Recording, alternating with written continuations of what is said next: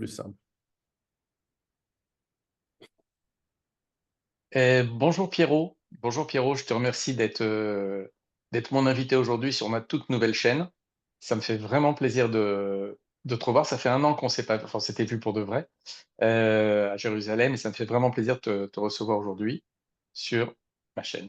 Voilà. Bien, bonjour, bonjour Lionel, on est le matin, donc Boker Tov. Et je connais quatre mots, hein. Et effectivement, ça me fait plaisir, d'une part, d'être sur ta chaîne. J'encourage ceux qui nous regardent à s'abonner. Non pas par gentillesse, mais parce que le contenu de ta chaîne toute jeune, et je trouve intéressant. Et en plus, tu donnes la peine à faire des montages et tout, donc c'est bien. Et puis, tu as une perspective qui est différente que celle que l'on a, en tout cas en francophone. Mm. Et donc, je suis ravi d'être là. Je te remercie. Et je voulais aussi m'excuser auprès de tes auditeurs parce qu'il y en a beaucoup qui m'ont contacté. Ça fait quoi, 3 ans, 4 ans qu'on avait fait le premier live. C'était pendant la pandémie. Il y a beaucoup Ouais. de gens qui m'ont contacté en me demandant quelle était ma chaîne. Il y en a pas mal qui m'ont envoyé des emails aussi. Et à chaque fois, je repoussais, je m'en occupais pas parce que je suis pas super à l'aise devant la caméra. Puis c'était peut-être une étape à franchir. Enfin voilà, j'ai démarré la chaîne Va ranger ta chambre. Alors pourquoi le titre? Juste, c'est parce que l'idée, c'est de remettre les choses à leur place. Il y a beaucoup, en fait, on vit dans une époque qui est très confuse. Et l'idée, Ah c'est ouais. d'avoir une approche un peu plus profonde. Donc, c'est pas des sujets faciles. J'ai décidé, je tiens pas à faire de l'audience, je m'en fiche. Donc, l'idée, c'est plus d'avoir une approche un petit peu dense sur des sujets pas d'actualité, enfin d'actualité, mais je suis pas en réaction. C'est plus en analyse et en réflexion. Et donc, j'ai eu une vidéo, très curieusement, je crois que c'est une des premières qui a eu un petit peu de succès, qui traite de l'exploitation de la mort. Pas un sujet super facile sur YouTube, mais bon, voilà. Et le dernier sujet, c'était sur le lien entre la guerre, ou les guerres et les révolutions industrielles. C'est dense, c'est pas facile, mais bon, j'espère que ça permet aux gens de réfléchir. Et puis, la deuxième étape, ça sera d'amener à un petit peu comme ton livre, qui m'a beaucoup plu, ton premier livre sur l'effondrement économique, c'est comment, enfin, les applications. Il y a la réflexion, il y a l'application. C'est ça Mhm. qui est intéressant. C'est pas de raisonner, on n'est pas des profs, des universitaires. C'est l'idée, c'est de pouvoir comment faire, quoi faire et comment faire pour améliorer l'immédiat tout en visant tout en ayant une réflexion un peu plus lointaine, une analyse un peu plus lointaine. Voilà. Donc aujourd'hui, on va parler, des fois je vais baisser la tête parce que encore une fois, excusez le caractère amateur. On va parler en fait d'une espèce de bestiole qu'on ne sait pas vraiment enfin, qu'on commence à savoir analyser, mais qu'on a du mal à comprendre. On ne sait pas vraiment où elle va. Elle est protéiforme. Et tout le monde la connaît sans vraiment la connaître. Et en fait, cette bestiole, c'est le Bitcoin. Mhm. On ne sait pas vraiment si c'est une monnaie. On ne sait pas si c'est un actif. On ne sait pas si on doit l'assimiler à de l'or numérique. On sait, elle a plusieurs formes. Et juste pour un rappel, bref rappel, parce que tout le monde connaît à peu près sans savoir ce que c'est. En fait, c'est encore dans une espèce de sphère, on va dire une cryptosphère, euh, et c'est un petit peu comme Internet en 1995. Il y a des gens qui avaient déjà tout compris, qui savaient ce qui allait se passer. Euh, Moi, j'avais tout de suite perçu le potentiel, mais quand j'essayais de l'expliquer, j'avais pas les mots parce que en fait, c'était des concepts qui n'existaient pas. Euh, Aujourd'hui, il y a un aspect spéculatif que je vais pas recommander, mais par contre, il y a un aspect investissement long terme que je vais recommander aux gens qui nous suivent. Alors, une question qui revient tout le temps, parce qu'il y a beaucoup de gens qui me posent des questions sur le sujet. On n'est pas obligé, quand vous démarrez, vous n'êtes pas obligé d'acheter un Bitcoin pour démarrer. Ça a l'air bête, mais c'est un petit peu comme de l'or. Vous n'êtes pas obligé d'acheter un lingot physique et Mhm. d'avoir un coffre à la banque pour le stocker. Vous pouvez acheter des piécettes, des Mhm. lingotins. Donc vous le morcelez en fait. Et ça s'appelle simplement, c'est un autre nom. C'est plus du Bitcoin, ça s'appelle le Satoshi. Donc c'est une unité de Bitcoin. Vous pouvez en acheter à partir de 100 dollars ou 50 dollars, je ne sais pas. Et donc les cumuler. Ça, c'est la première chose pour rassurer les gens. Comment faire, ainsi de suite, ça sera peut-être l'objet d'une autre vidéo, mais on verra.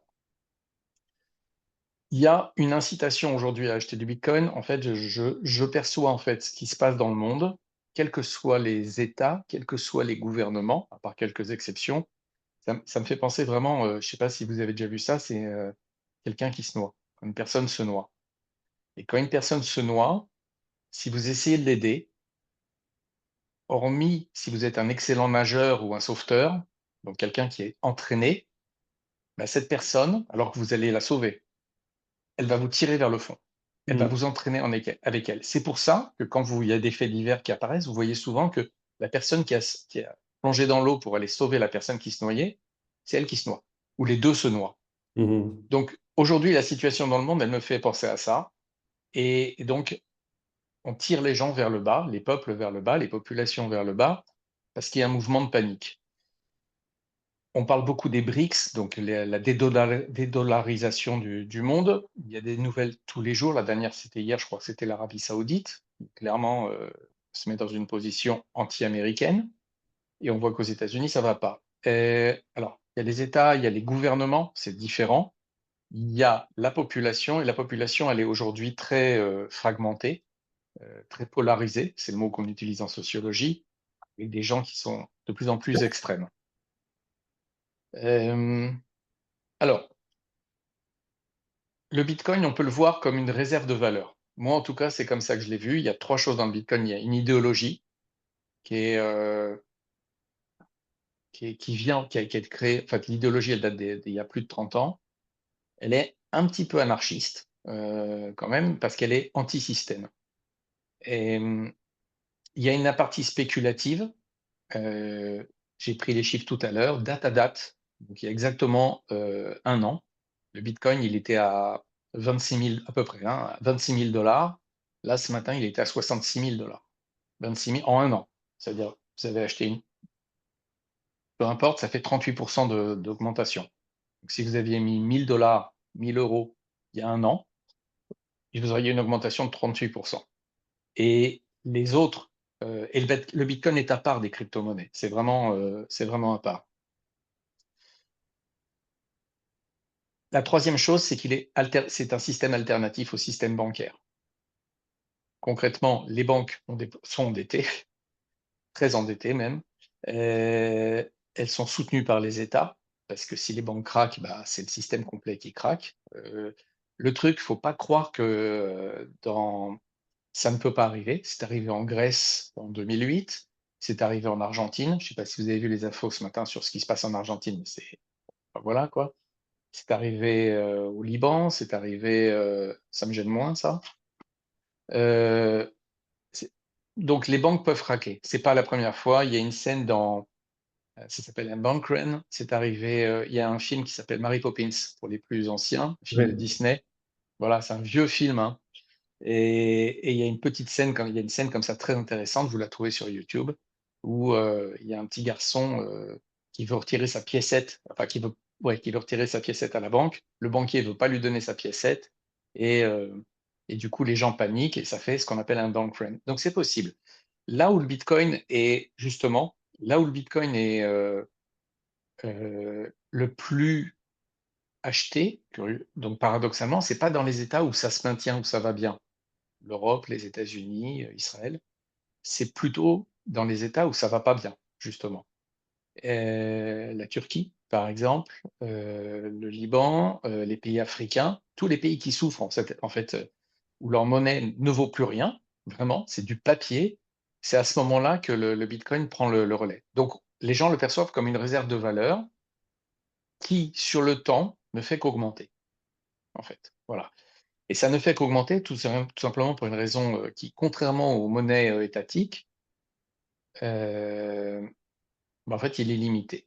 Et donc, enfin, il n'y en a que 21 millions, il ne peut pas y en avoir un de plus. C'est un protocole qui est ouvert, pardon, c'est un système qui est ouvert et open, comment on dit, open source. Et donc, il ne peut pas être contrôlé. En tout cas, pour aujourd'hui, on ne sait pas le contrôler et il ne peut pas être accaparé par une société. Il n'y a pas de société Bitcoin, il n'y a pas de directeur marketing Bitcoin, il n'y a pas de CEO Bitcoin. Encore une fois, c'est une bestiole qui évolue avec le temps. Donc, je le perçois comme une réserve de valeur. Euh, et un système alternatif. Il y a le cas, c'est connu, c'est quand il y a eu les gens ont fui l'Ukraine, quand les Ukrainiens sont sortis d'Ukraine au tout début de la guerre, il y en a beaucoup qui ont pu franchir les frontières juste parce qu'ils avaient du Bitcoin. Et ils avaient du Bitcoin justement parce que la hryvnia, la monnaie ukrainienne, s'effondrait. Elle valait plus rien. Et elle vaut rien en fait, en réalité aujourd'hui. J'ai été en Ukraine au mois de septembre. J'ai voulu changer de la hryvnia, donc des dollars en hryvnia pour pouvoir payer le taxi, des choses comme ça. Tout le monde rigole, quoi. Personne, il n'y a pas de change, ça n'existe plus. Donc les gens payent en dollars ou dans une monnaie alternative. Voilà. Ton avis, ta perception de la Ouais, chose. c'est complètement ça. Moi, on- la première personne qui m'avait parlé de Bitcoin, c'est il y a plus d'une année, plus d'une dizaine d'années, et qui me disait, ah, il y a un truc, là, tu peux faire du mining sur ton ordinateur, Ouais. etc. Et il m'avait dit, mais achète-en pour 1000 balles, ça te coûte rien, etc. Et j'aurais dû. Et puis j'ai dit, ouais, tu vois, moi j'étais vraiment au tout début du web, donc dans le début des années 94, 95. Et là, j'avais chopé le train en marche avec tous les hauts et les bas. Et là, sur le coup, malgré d'avoir travaillé dans la technologie, j'avais pas compris. Et c'est dommage. Mais effectivement, une fois que j'ai compris, et ce que tu as expliqué est tout à fait juste, c'est à la fois moi, je trouve ce qui est surtout intéressant, c'est de voir cette possibilité de transactionner avec, d'utiliser ce Bitcoin sur son téléphone ou sur des clés USB ou bientôt sur. Et Mm. il y a déjà des devices, des outils qui permettent ce genre de transactions, de pouvoir payer des transactions de gré à gré, mais aussi payer ses impôts. C'est le cas de certains pays. Je crois que c'est la Mm. Bolivie, le Honduras. Salvador. Mm. Alors, Salvador. En tout cas, c'est des petits pays pour l'instant, mais ça va grandir parce que tous les pays qui n'ont pas l'ambition d'avoir une monnaie de réserve globale ou même régionale vont avoir intérêt à avoir une monnaie supplémentaire d'alternative et même encourager une économie les détracteurs disent oui, c'est pour des choses illégales. C'est pas vrai. C'est pas parce qu'on peut acheter son pass sanitaire avec du Bitcoin qu'on peut aussi pas acheter ses courses, etc. D'ailleurs, je ne sais pas quel est le niveau de frangibilité minimum parce que j'ai m'est arrivé de faire des transactions à des 0,0000. Bon, ça tombe bien Mm. parce que je sais pas beaucoup, mais enfin, il m'est arrivé de faire des transactions avec un chiffre très très loin de la virgule. Et heureusement que l'application te donne, parce que ça aussi c'est un point de référence qu'on n'a pas. Nous n'avons. C'est vrai que quand j'achète en Bitcoin, mon cerveau, c'est un peu comme les gens qui réfléchissaient en anciens francs à l'époque ou lorsque l'euro est arrivé, ils réfléchissaient encore en lire, en Deutschmark, etc. Mm. Et moi, quand j'achète ou je vends quelque chose en Bitcoin, je réfléchis encore en dollars ou en euros ou en francs suisses. Parce que j'ai de la peine à matérialiser, puisque l'unité de base, aujourd'hui, effectivement, 66, enfin bref, 66, ouais. 66 950, là, je sais pas quoi, ça varie, ça peut varier de 3-4%. C'est pas encore suffisamment volumineux pour avoir cette stabilité. Euh, En tout cas, il y a une volatilité encore assez importante. Donc voilà, mon point de référentiel n'est pas le Bitcoin, c'est encore le reste. Bon, donc après, donc, je ne suis pas un conseiller financier, hein, donc quand je dis aux gens c'est intéressant de diversifier un petit peu pour avoir une option supplémentaire, je ne dis pas ça en tant que trader ou en tant que conseiller, je dis ça, voilà, c'est une question de bon sens. Et puis, n'y allez pas pour spéculer, n'y allez pas en disant je vais l'acheter à 66 000 et j'espère le revendre dans 3 semaines à 120 000. C'est pas comme ça. En plus, euh, les gens qui réfléchissent comme ça, souvent, ils disent je vais mettre 100 balles, je vais mettre 100 euros et comme ça peut doubler. Bon, bah, dans le meilleur des cas, ça double et tu as gagné 100 euros, mais c'est kiki entre nous. Non, en revanche, si tu as un peu d'épargne, mets 50 euros tous les mois. Puis tu réfléchis pas. Tu mets 50 euros tous les mois. Le premier du mois, tu achètes, quel que soit le prix. Et petit à petit, tu accumules pour avoir, au bout d'un moment, un petit magot qui va te permettre soit de faire des transactions, soit d'avoir une monnaie alternative, soit éventuellement de pouvoir te balader et payer des trucs. Ou en temps de crise, comme tu mentionnais l'Ukraine, tu mentionnais l'Argentine, il y a pas mal d'endroits aujourd'hui où on peut utiliser des crypto-monnaies. Alors moi, je parle essentiellement de Bitcoin parce que c'est celui-là que j'ai mis dans ma tête. mais il y en a d'autres, hein. Il y a l'Ethereum, il y en a plein, plein, plein, plein d'autres. Ce qui est aussi très intéressant, et ça c'est peut-être un cas d'école qui est en train de se faire pour les études futures en économie, c'est que nous avons un marché en fait de la monnaie. Un marché au sens où tout le monde et son chien ont pu créer des tokens, des monnaies électroniques qui, certaines, ne sont pas du tout dans l'esprit d'un Bitcoin avec ce côté crypté, avec ses clés. Souvent, c'est même souvent des escrocs. Donc, on a pu voir ce que donne un marché, c'est-à-dire on a une monnaie, entre guillemets, ou un truc de référence, d'autres qui sont plus ou moins similaires, et puis plein, plein, plein d'autres, y compris des escrocs. Et on a pu voir les spéculateurs, les gens qui sont venus essayer d'escroquer, qui arnaquaient. Puis finalement, ça c'est lorsqu'il y a eu cette chute il y a 3 ans déjà, ou 2 ans, Mhm. lorsque le Bitcoin est passé de On touche 60 000 beaucoup là. à presque 15 000, eh bien, ça a baissé et ça a nettoyé une grande quantité de ce que sur le marché, ils appelaient les shitcoins, des trucs comme ça, qui étaient souvent des escroqueries, des arnaques, mais il y avait aussi des choses qui avaient du sens. Par exemple, si un musée, par exemple, a des œuvres d'art, par exemple, l'année dernière où j'étais venu visiter Jérusalem et lorsque nous étions allés avec les enfants à Tel Aviv, nous avons visité ce très beau musée d'art moderne de Tel Aviv. Moi qui ne suis pas très sensible à l'art moderne, malgré tout, j'ai trouvé qu'il était très intéressant. Il y avait des œuvres vraiment intéressantes. Bon, ben, un musée pourrait dire, voilà, j'ai des œuvres qui ont une valeur difficile à quantifier, puisque l'art, c'est... Et une fois que c'est dans un musée, en plus, a priori, c'est pas à vendre, mais je peux créer une La crypto valeur. qui est solide, qui en fait actionnarise la valeur du Ah, musée et donc remettre ça en circulation pour les membres ou pour quiconque qui achète une part de ce musée. Alors, ce n'est pas une action, donc tu n'es pas propriétaire peut-être de ce musée, mais mm. la valeur peut Alors, bon, augmenter. ça s'appelle en fait, ça s'appelle le RWA en fait, mais ah, juste pour revenir sur le, parce qu'en fait, t'as quand même une, comment dire, t'es typé survivaliste ou en tout cas, t'as Oui, envie de t'en sortir, voilà. Donc, il y a, juste pour simplifier pour les gens, il y a le Bitcoin, il y a tout le reste. Dans tout le reste, il y a un aspect spéculatif ouais. qui existe, il y a des gens qui gagnent beaucoup d'argent comme ça, qui spéculent. C'est un espèce de casino géant, plus ou moins sérieux. Et, mais le Bitcoin est à part. Il est clairement à part et c'est en fait le Bitcoin qui fait peur aux États. Concrètement, c'est ça. Est-ce Quelques-uns qu'ils en vont tout cas. pouvoir... Pardon? Quelques-uns, pas tous. Pas tous. Alors, par exemple, on vient de voir un shift vraiment intéressant. C'est les États-Unis, où il y a l'ancien président Trump qui, lors d'un discours, dit, bah, en fait, il a eu un discours pro-Bitcoin, donc il a compris que bon, c'est le principe des élections, hein, c'est de faire plaisir à tout le monde, et puis après, il se passera ce que Dieu voudra bien. Mais il a eu un discours extrêmement axé sur les crypto-monnaies, et notamment le Bitcoin et les MNBC, enfin, où il condamnait les MNBC. Il a même fait une promesse, donc les monnaies numériques des banques centrales. Il a même fait une promesse là-dessus. Et donc, il y a tout un segment de la population qui va voter pour lui juste pour cette raison. Euh, il va certainement ouvrir sa campagne présidentielle, enfin pour les dons en tout cas, au Bitcoin, enfin, c'est certain même, puis les démocrates vont suivre.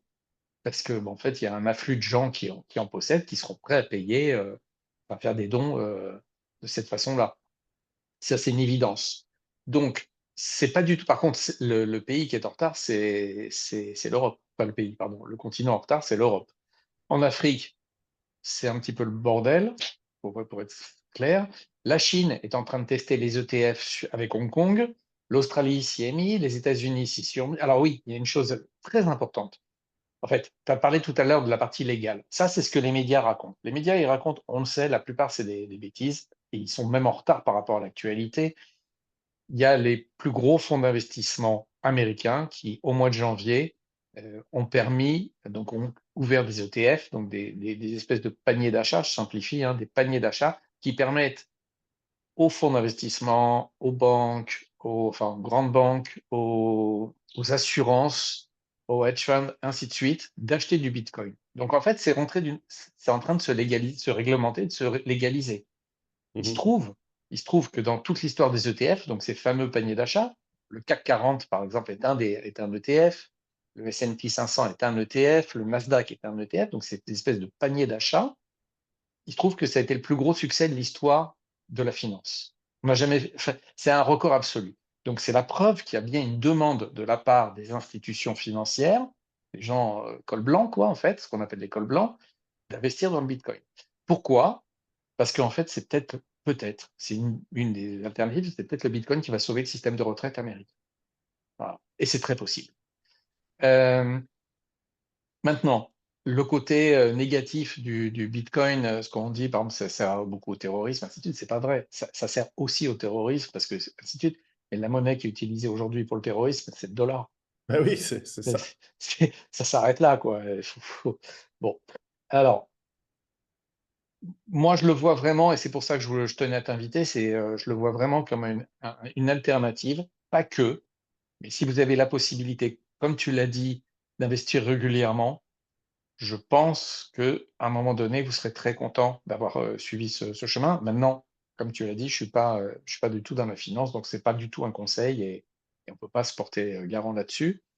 Euh, Au niveau des problèmes qu'il peut y avoir, notamment en Europe, je pense que je vais reprendre mes notes parce qu'il y a beaucoup de choses en fait. Je Mhm. pense que les États vont pas se laisser faire. En fait, mais c'était la même chose avec Internet, hein. Je sais pas, dois t'en souvenir, hein. Oui, Moi, je me oui. rappelle d'un député, j'ai oublié son nom, heureusement, qui avait dit, bon, on va taxer Internet en France, hein.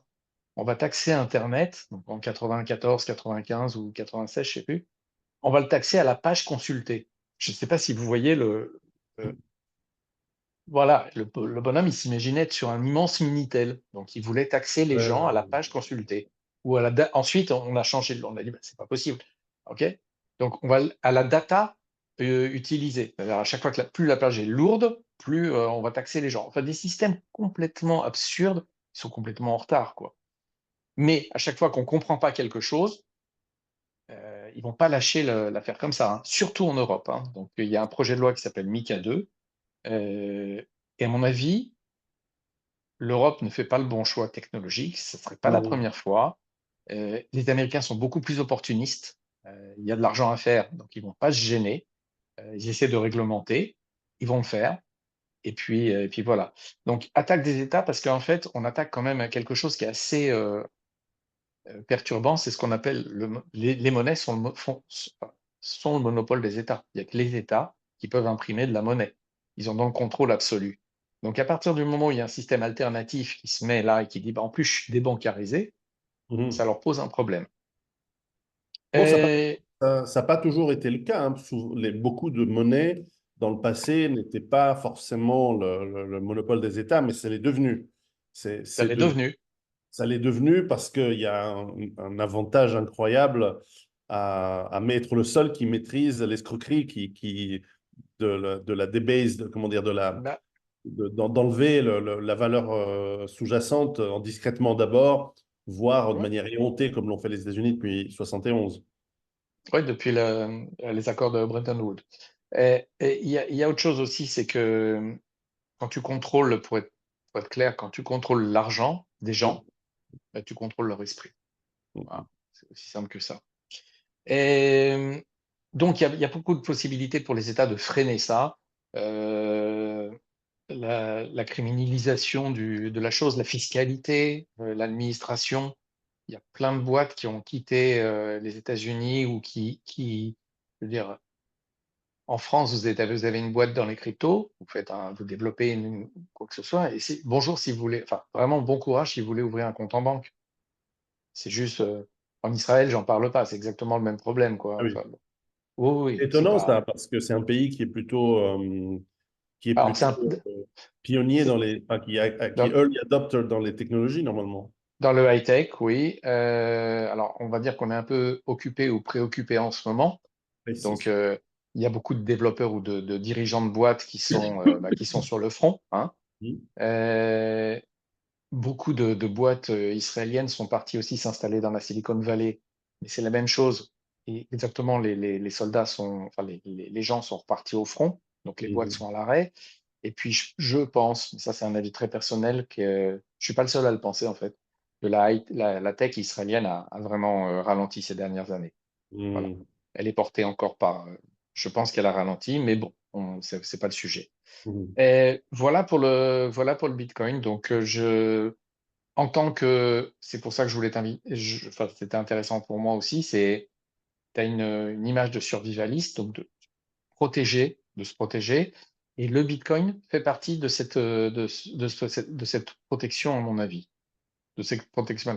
Il y a un avantage aussi, c'est qu'il ne faut pas l'oublier, c'est où que vous soyez dans le monde, tant que vous pouvez vous connecter à Internet, tant que vous pouvez connecter à Internet, vous pouvez faire des transactions si vous avez du Bitcoin. Alors, juste un point, il y a deux films qui sont sortis là dernièrement. Il y en a un qui s'appelle Leave, the World Behind. Mhm. Comment il s'appelle ce film? Leave the World Behind. Oui, oui, oui. Euh, c'est un film intéressant. Donc, il y a un conflit. C'est un film très intéressant. Il y a un conflit, mais il n'y a pas d'Internet. Et il y en a un autre là qui vient de sortir, là, il y a 3-4 semaines, qui s'appelle Civil War, qui se passe, en fait, il y a une guerre civile aux États-Unis. Même chose, il n'y a pas d'Internet. Donc le Bitcoin, s'il n'y a pas d'Internet, il ne vous sert pas à grand-chose. C'est un cas de figure. Je pense que c'est difficile. Mais sur le principe, c'est un petit peu comme si on voulait arrêter. Enfin, j'ai le sentiment que Bitcoin est inarrêtable. Donc, les États vont plutôt essayer de vouloir le contrôler, de s'adapter, de le gérer. Je ne vois pas aujourd'hui comment on pourrait l'arrêter. Voilà. Je vois pas non plus, en effet, puisque toute l'idée, alors l'aspect cryptographique, c'est pour la sécurisation et Ouais. de la monnaie, on va appeler, moi je vais l'appeler comme ça. En revanche, c'est vrai que le réseau qui permet les transactions, dans sa conception même, il est fait pour être extrêmement difficile à couper, facile à contourner, puisque ce sont des protocoles ouverts de communication, donc les Et puis, TCP/IP et ils sont autres. surtout. Alors, je m'excuse, Mhm. parenthèse, parce que faut que les gens comprennent ça, c'est surtout décentralisé. Décentralisé, ça veut dire Ah, qu'aujourd'hui, quand vous vous connectez à Internet, vous passez par des fournisseurs d'accès et des serveurs qui sont extrêmement centralisés en Europe, et, enfin dans le monde occidental, c'est centralisé aux États-Unis, hein. Même s'ils ont des serveurs partout dans le monde, c'est essentiellement des boîtes américaines, d'accord? Microsoft, enfin c'est oui, les GAFAM. Là, le système, en fait, c'est qu'il est complètement défragmenté dans le monde entier. Et exactement. donc du coup, euh, je vois pas comment on pourrait l'arrêter. Non, je vois pas non plus. Alors, ça peut être arrêté de manière ponctuelle, circonscrite sur une certaine Hmm. géographie. Mais même en Chine ou à Cuba, qui étaient deux exemples où ils ont essayé de faire un web à eux, la Chine avec un peu plus de succès, en fait, entre VPN, entre connexion satellite, entre connexion via, euh, parce qu'on avait des hôtels où on pouvait être connecté partout dans le monde. Ouais, Donc, à la fin, les gens trouvent une solution et il y a l'esprit toujours une humain alternative. Voilà. cherche la possibilité d'obtenir ce qu'il veut. Et donc, je crois que la raison pour laquelle on a vu plutôt arriver ces ETF massivement ces derniers 6 mois, ils se préparaient déjà depuis 2 ans, Hmm. c'est que finalement, le monde de la finance, on va appeler comme ça ce monde protéiforme, multiforme, etc., s'est dit, if you can't, tu sais cette expression américaine, if you can't beat them, join them. Si tu ne peux pas détruire quelque chose qui te fait concurrence, ben fais en sorte d'être dedans, de t'en accaparer. Et l'avantage des ETF, ce qui à C'est terme, très pragmatique, hein. voilà, C'est va très pragmatique stabiliser et c'est très américain. exactement. L'avantage des ETF qui vont stabiliser les cours à terme, alors à quel niveau, c'est difficile à dire, mais qui vont stabiliser un petit peu cette Hmm. volatilité très forte, c'est que finalement, l'ETF n'est jamais obligé, ça dépend de son statut, de comment il est constitué, n'est jamais obligé d'avoir pour un Bitcoin acheté, une valeur morcelée et finalement revendue au marché qui correspondent à une valeur un pour un. On l'a vu pour l'or, il y a parfois des ETF qui ont des valeurs à 100 pour 1 en utilisant le même modèle que la réserve fractionnaire des banques.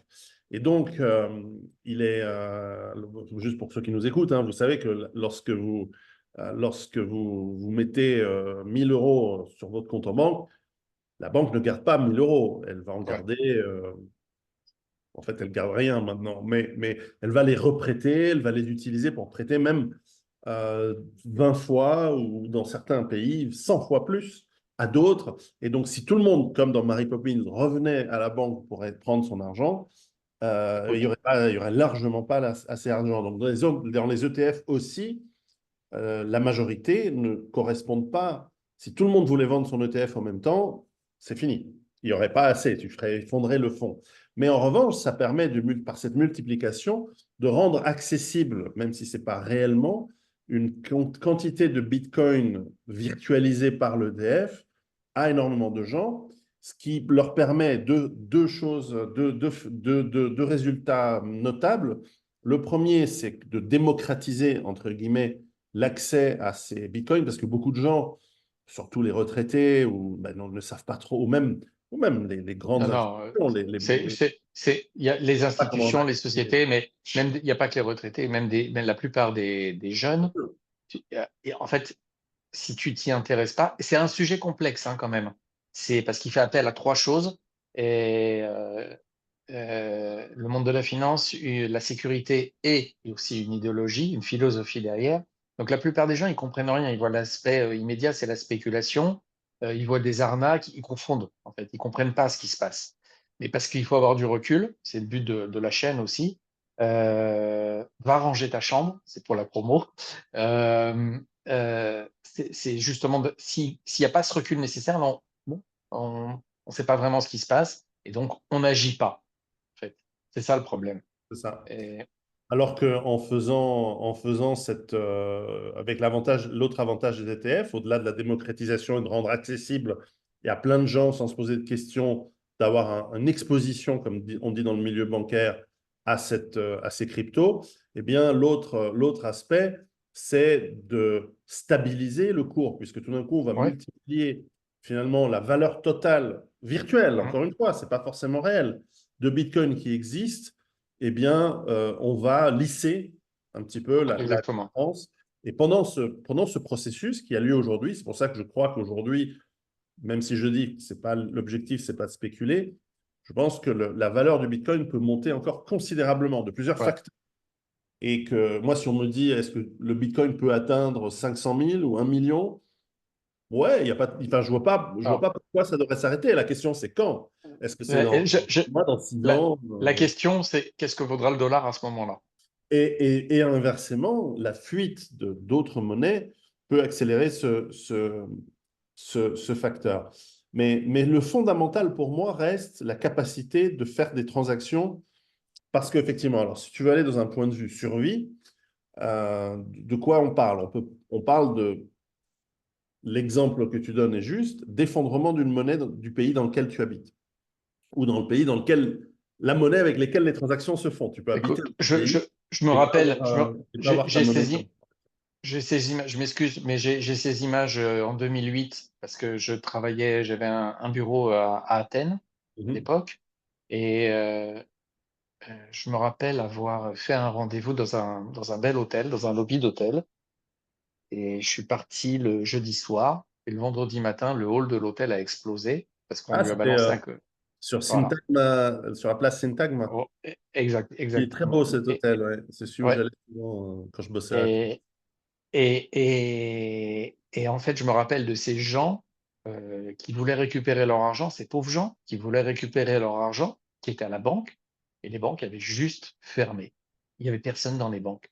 Et donc, les distributeurs étaient bloqués parce qu'il n'y avait plus de cash à l'intérieur, et les gens, ils se sont retrouvés à. Ouais.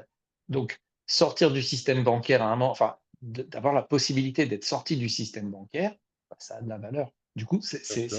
ça paraissait hallucinant, et en fait, c'est parce qu'on vit dans des États en fait qui sont quand même qui nous mettent dans un espèce de cocon Mhm. financier où finalement on lui dit bah, tant que tu payes tes impôts, tu fais pas d'histoire et que tu as ton passe ou machin, bah, voilà, ça se passe plutôt bien. Mais il y a une différence entre les États et les gouvernements aussi. Hein, faut le prendre en compte ça. Et, bah, on voit bien, tout est possible. Hein. Une banque finalement, elle peut aussi mettre la clé sous la porte. Il suffit qu'il y ait beaucoup de gens qui veulent retirer leur argent au même moment. Ça ne sera pas possible. Ah oui, Voilà. c'est déjà arrivé plein de fois, même récemment, Argentine, dans les années 90. C'est Et, pas. et c'est arrivé dans pratiquement tous les pays. C'est arrivé en France plusieurs fois. C'est arrivé Ouais. en... dans quel autre pays ça arrive, en tout cas. Et donc, et donc, ce que je recommande, enfin non, c'est pas je recommande, ce que je pense que les gens, enfin moi, c'est ce que on me pose la question, c'est ce que je dis, comme tu as dit tout à l'heure, regardez combien vous pouvez investir tous les mois, faites-le si possible toutes les semaines, vous lissez et vous oubliez. Cherchez pas à faire de l'argent là-dessus, vous oubliez et vous verrez dans 5 ans, dans 10 ans, ça aura pris beaucoup de valeur et voilà, c'est le conseil qui n'est pas un conseil en investissement, mais que je Non, mais recommande aux gens. c'est un bon conseil, d'autant plus que c'est comme ça que normalement on investit même dans une Oui, entreprise. bien sûr. Enfin, tu peux faire de la spéculation, mais à ce moment-là, c'est toujours la même chose, avec, à tes risques et périls. En Ouais. revanche, une comment dire, une, un investissement à long terme, c'est parce que tu crois que tu vas peut-être augmenter la valeur de ton investissement, le préserver face à des crises. Et certainement là, il y a des règles qui sont pas des règles physiques, ce sont des règles basées sur le bon sens et l'expérience de bientôt des milliers d'années d'investissement, mais en tout cas 300 ans ou 400 ans de bourse, parce que ça fait 400 ans qu'on investit Mhm. qu'on utilise les bourses, grande Oui, invention des Hollandais. Eh bien, l'idée, c'est que tu diversifies ton risque. Tu ne mets pas tout dans c'est une exact. valeur. Si tu as les moyens, alors évidemment, souvent, il y a des gens qui me disent, oui, mais moi, je n'arrive pas à finir la fin du mois. Je dis, bah, tu as d'autres problèmes que de Bitcoin ou tu as d'autres problèmes et on va travailler sur ces autres problèmes-là. Mais si tu as un petit peu d'épargne, effectivement, l'immobilier et chaque comment dire, véhicule d'investissement, si on veut dire, si on peut utiliser ce terme, a des avantages et des inconvénients. Tu as l'immobilier, tu as les métaux précieux, tu as la bourse, tu as les obligations, tu as les objets d'art pour Oui. les gens qui ont beaucoup de fortune, tu as la collection, tu as plein de choses. Après, le survivaliste, il va se dire, c'est les compétences, les armes peut-être. Donc, il n'y a pas que les métaux précieux, il y a aussi des métaux comme le cuivre, comme le plomb. Mais enfin, il y a d'autres investissements qui peuvent se faire. Le meilleur investissement, évidemment, toi, tu le sais, puisque dans la culture juive, l'investissement dans les Mhm. compétences qu'on peut transporter dans sa tête sans avoir besoin de trimballer un transporteur avec ta maison à l'intérieur, Et tu elles peux sont transmissibles. et elles sont transmissibles. Et donc, ça a une Mhm. valeur qui peut se multiplier et qui est intrinsèque, d'où la médecine, le commerce, la finance et plein d'autres choses depuis 1000 ans, quoi. 1500 ans même pour la médecine, même plus. Et donc il y a ce panachage, cette diversification de là où tu peux sauvegarder ton épargne, qui en temps de crise, crise monétaire, mais aussi crise physique, peut te permettre, voilà, tu prends tes bitcoins sur une clé ou tu te mémorises, moi j'ai une mauvaise mémoire, mais tu te mémorises des mots, les mots qui te permettent de récupérer ta clé pour accéder à ton portefeuille virtuel de crypto, et tu déménages et tu pars. Et si tu n'as pas de mauvaise mémoire, tu peux te les tatouer. Mais bref, tu pars avec et et tu peux redémarrer ta vie éventuellement dans un autre pays. Et bon, alors ça, c'est des crises évidemment très très graves, mais c'est arrivé. Enfin, Yougoslavie, il y a eu des migrations terribles, il y a eu Ouais. des voyages ethniques. Non, mais Euh, l'histoire, elle est parsemée de ce genre de choses, hein. je veux dire, comme, Et, alors, c'est pas le risque aujourd'hui en Israël, mais enfin, moi, quand j'entends ces couillons enfin, il y a revendication raisonnable, il y a revendication débile, mais quand il y a la revendication débile qui implique, bon, dans le fantasme, de déplacer, de nettoyer ethniquement un autre peuple, bon, ça n'arrivera pas à Israël, évidemment, il n'y a pas ce risque-là, bien sûr. Mais enfin, potentiellement, il faut toujours garder ça dans un coin de sa tête. Moi, j'aime bien ce côté, c'est pas de la paranoïa, c'est simplement se dire, qu'est-ce qui pourrait se passer si je devais quitter? Là, tu vois, depuis cette crise, malheureusement, bon, il y a 400 000, je sais qu'il y a alors je ne sais pas combien sont arrivés, mais il y en a 400 000 Israéliens qui ont quitté le pays, temporairement, c'est jamais permanent, mais enfin, on ne sait jamais. Et je sais parce qu'il y en a un qui vient de s'installer juste ici, à 50 mètres, dans la maison à côté de celle où je suis aujourd'hui. Et, et, et ça, c'est parce que tout va bien encore. Mais imagine, alors, on je est sais pas si encore. c'est je sais pas si c'est 400 000, mais c'est réaliste parce que ici, officiellement, les médias disent 20 000 familles. Oui, après, on connaît il y a aussi beaucoup de gens, je sais pas, des Américains qui ont en fait Ouais. un pied-à-terre en Israël et aux États-Unis. Oui, Alors, est-ce oui, que bien vous sûr. comptez comme étant chez vous ou aux États-Unis ou à l'inverse? Ouais. Il y a toujours des gens très, très mobiles, hein. Mais en cas de crise beaucoup plus lourde, c'est vrai que c'est un avantage d'avoir ce genre de crypto-monnaie, d'autant que, soyons réalistes, on passe pas du monde moderne à Mad Max en 2 jours. Il y a d'autres pays qui vont très très bien aujourd'hui dans le monde, hein, toute la région de l'Asie du Sud-Est, Singapour et tout Ouais. ça. Ouais. La Chine, mais là aussi, si vous êtes, par exemple, et il y a des gens aujourd'hui qui s'expatrient en Chine, en Asie, etc., il y a une chose à dire, c'est que la culture, la manière dont on voit les étrangers et leurs avoirs dans ce genre de pays n'est pas celle de l'Europe libérale, par exemple. Alors, elle l'est de moins en moins aujourd'hui, mais traditionnellement, il y a eu une idée où on pouvait, par exemple, pendant tout le 19e siècle, en Europe, tu pouvais pas dire ce que tu voulais. En revanche, tu peux avoir tout le pognon que tu voulais et personne n'allait te toucher. C'est encore le cas en Suisse. Mais après, ça a changé. Aujourd'hui, toi et ton argent et tes biens, en fait, tu es une annexe de l'État. Enfin, de leur point de vue, tu es leur esclave. Et s'ils veulent te prendre ton pognon, ils le feront. Le front. Ils t'accuseront de tous les maux pour le faire. Ils vont dire, tu es un suprémaciste, on te prend ton argent. Ou tu as pensé, tu as dit un truc méchant sur les homosexuels, on va te prendre ton argent. Sans Aujourd'hui, avoir, sans avoir allé jusqu'à là, en fait, si l'État a vraiment besoin d'argent, ils le il se feront. sert. Il le prend. C'est Exactement. aussi simple que ça. Et, C'est pour ça que, pardon. donc, il faut avoir cette option de départ. Ouais, c'est exactement ça. Et le problème aujourd'hui, je pense, pour clôturer avec ça, c'est que les gens comprennent pas vraiment ce que c'est. Ils sont surtout dans l'immédiat, donc, alors qu'il faut essayer de voir un petit peu plus loin.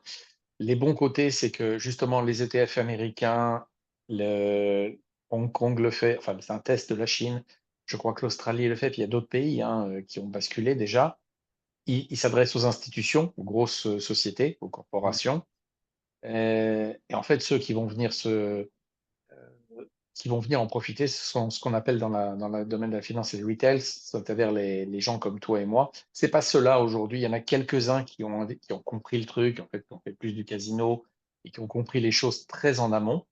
Euh, mais je pense que c'est pas trop tard. Il y a quelqu'un qui m'a dit un truc, j'ai été dîner chez eux il y a quelques mois, et il me dit non, mais ça y est, j'ai raté le coche.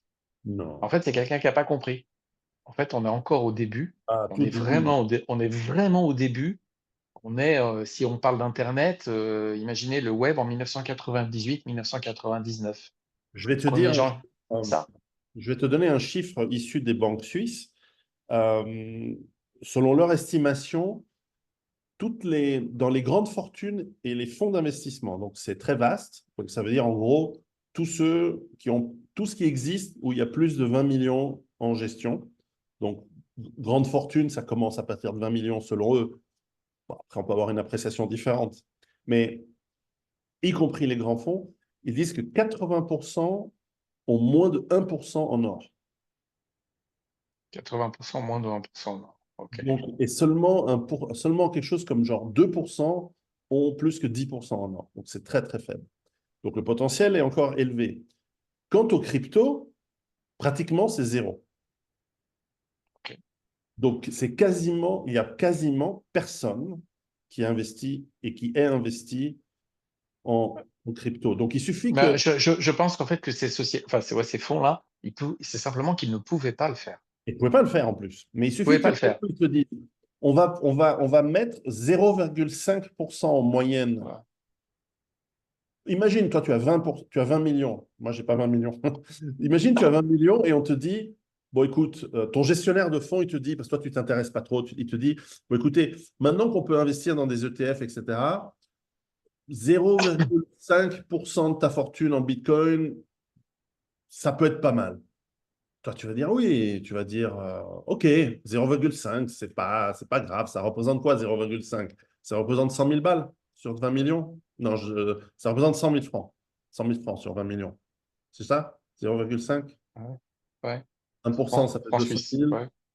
Donc, voilà, donc ça fait 100 000 balles. Ouais, sur 20 millions, pour avoir un truc, allez, tu vas dire oui. Et donc, t'imagines, rien que ça doublerait, mais d'énorme, ça doublerait le prix. Rien que ça. Alors, Sans parler les du... ETF, les ETF américains, aujourd'hui, ça représente 15%, je crois, de la. Donc, les bitcoins ne sont pas tous émis. Il en reste à peu près 1 million à sortir sur les 21 millions. Mhm. Mais je crois qu'aujourd'hui, la capitalisation des ETF, donc ils sont sortis au mois de janvier. Ouais, On est au mois de juin. Ça ouais. représente déjà 15%. Donc, ils se sont rués dessus, en fait.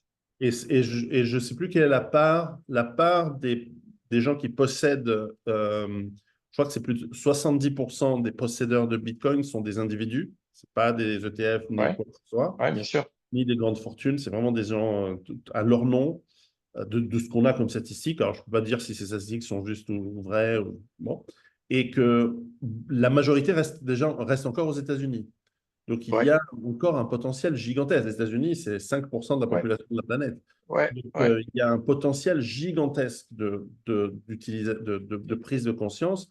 Or, tout le monde en parle aujourd'hui et pas encore tout le monde fait le pas. Donc, La plupart des ça gens ne peut être font au pas le début. pas parce qu'en fait, la réalité, c'est que c'est un petit peu complexe d'accès, Mhm. même dans les faits, hein, techniquement, c'est encore un petit peu, ouais, on ne sait pas trop. Alors, c'est toujours un pari, finalement, mais bon, je pense que ça reste intéressant, en fait, pour toutes les raisons qu'on a Ah oui, citées. oui, même super intéressant. Donc, Voilà. comme on dit aux États-Unis, un disclosure, j'ai un tout petit peu. Je pense que pas sûr que j'arrive à un Bitcoin, mais voilà, j'ai un peu d'investissement. Donc à ce qui paraît, il faut dire, voilà, donc j'ai un intérêt à ce que ça monte, mais c'est pas pour ça que ça va. Je te dis franchement, je ne sais pas si c'est un intérêt individuel qu'on a ou si c'est un intérêt collectif, hein. Non, mais En ce bien qui me sûr. concerne, je pense qu'il y a un vrai intérêt pour l'économie mondiale. Alors, si je mets ma casquette socialisto-communiste, hein, je la mets pas souvent, c'est un moyen. Si tu parles de casquette, hein, Ah, alors voilà, voilà. voilà, voilà. Le Bitcoin est un moyen d'envoyer se faire, voilà, les envoyer chez les Grecs, tous ces escrocs des banques centrales qui impriment de la monnaie Ouais, sur notre partie et qui s'enrichissent de manière immonde sur le dos des sur le dos pauvres des gens, gens qui, sur le eux, dos des perdent. populations. Exactement. Donc, en fait, renvoyez-leur l'ascenseur, préparez la sortie et soyez, vous, votre propre banque centrale. Ouais, enfin là tu vas loin, mais en tout cas, ouais, encore une fois, il y a une idéologie, une philosophie derrière le Bitcoin. Il y a, il y a beaucoup de choses on change les règles. On change les règles. L'intérêt, c'est que c'est pas une société qui est derrière, c'est un principe, encore une fois, il est difficile à définir, mais il est protéiforme. Je pense qu'il reste intéressant. Ouais, Voilà, clairement. je propose qu'on arrête là parce que c'était un petit peu complexe peut-être pour les gens. En tout cas, merci d'avoir accepté l'invitation. C'est toujours un plaisir de communiquer avec Un toi. plaisir également. Alors,